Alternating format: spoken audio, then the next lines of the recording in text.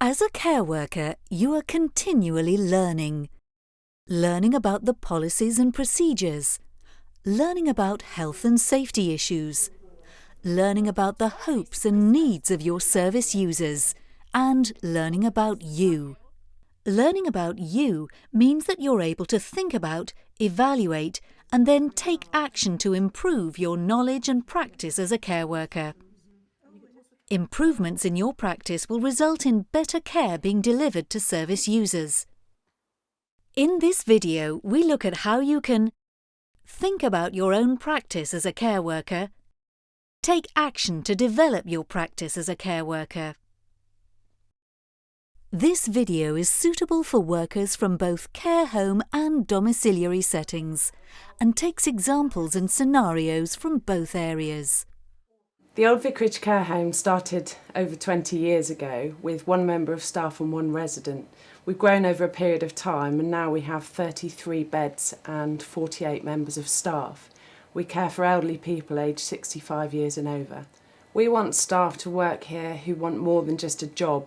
We want people who want to have a career in care, and we feel that developing our staff gives them an opportunity to have a career, whether it's remaining here in the Old Vicarage or, as many of our staff have done, we've developed staff into occupational therapists, physiotherapists, doctors, midwives, and the list goes on really.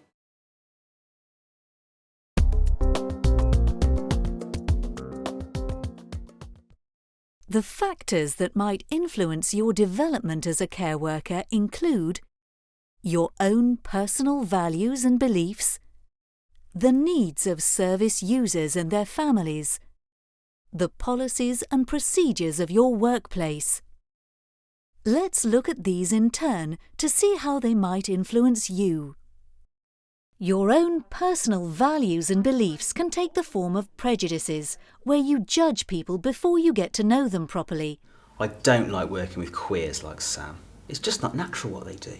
Prejudice is a human trait that is present in all of us. These are often shaped and influenced by our immediate social circle, such as families, friends and work colleagues. Could you please help me move Mary? Yeah, I'll give you a hand in a minute. Just let me finish my coffee.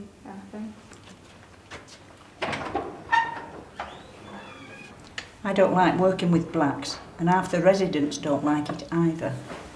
Prejudices are often expressed as negative thoughts about other people's age, appearance, disability, gender, politics, race or religion.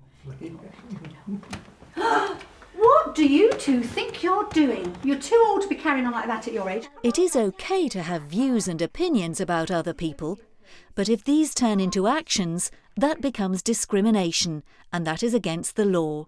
I think generally people think of old people as grumpy, perhaps a bit resentful of the young. They maybe think they're a bit slower at reacting to things. Maybe they think that their intelligence isn't as high as a younger person. You know, they smell and they're not very clean. It's not at all the reality.